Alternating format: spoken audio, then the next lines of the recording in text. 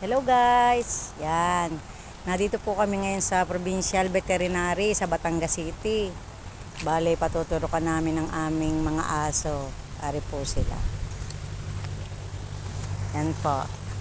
Si Timmy! Timmy! Timmy! Ayan. Tapos ari po si Tommy! Tommy! Tommy!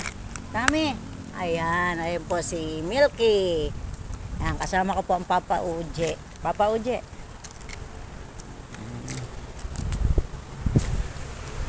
Kami po ay nag-leave muna po ngayon sa trabaho. Dahil nga po pinapatuturukan muna po namin ng anti-rabies ang aming mga aso. At magaling na po yung ikaw ay secure. Kahit po kasi nasa sa bahay ang mga aso, magaling yung ikaw ay secure sa loob ng bahay. Alam mo yung mga aso ay may mga turo, kaya po kami po ay nag-leave muna. Ayan, kaya po kami, bali napaaga kami po ng dating din sa Provincial Veterinary, din nga po sa Batangas. Ay nasa labas muna po kami at lunch break. Nakakahiya naman pong abalahin ang doktor. Kaya maya pong alauna kami papasok doon. Kaya ikot-ikot laang muna po kami din. Uy, may inaamo. Ayan po ang aming mga aso. Amang pasyal-pasyal lang. Hello! Milky, Timmy. Ami! Ami! Ami! Ayan, ang aming pong mga aso ang papaturukan. Ng anti-rabies. Ayan. Dito po kami sa labas. Pa. Ayan po.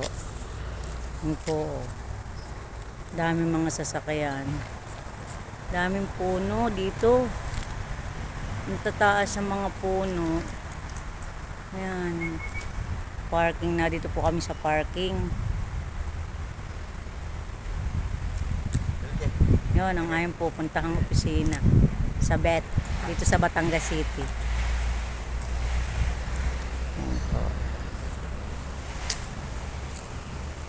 Ikot-ikot muna po kami din, pasyal-pasyal muna po kami. At habang nag-aantay ng mag-alauna, nakain pa po ang doktor.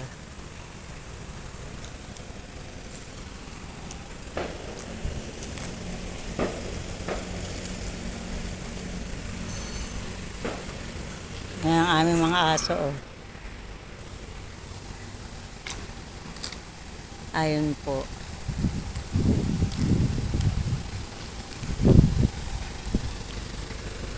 May nadating na pick up. Papark po. Yan po ang aming sasakyan. Dari po ang aming munting sasakyan. Yan po. Diyan po kami nasakay. Hindi man po bago pero ayos naman po ang makina. Yan po.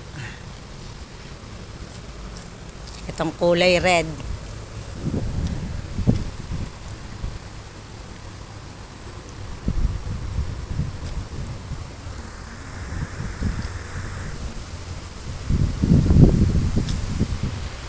Hindi malilikot ang aming mga aso. Mababait po yan. Mababait po yung aming tatlong asong ayan. Sila po ay mga Shih Tzu. Yan. Kakatuwa po pag meron kang sa bahay na kasamang mga gayaan. Para mo na ring mga anak. Kaya po kami kailangan naming alagaan sila. At nang ganun din kami para maging secure din po kami. Kailangan po namin paturukan.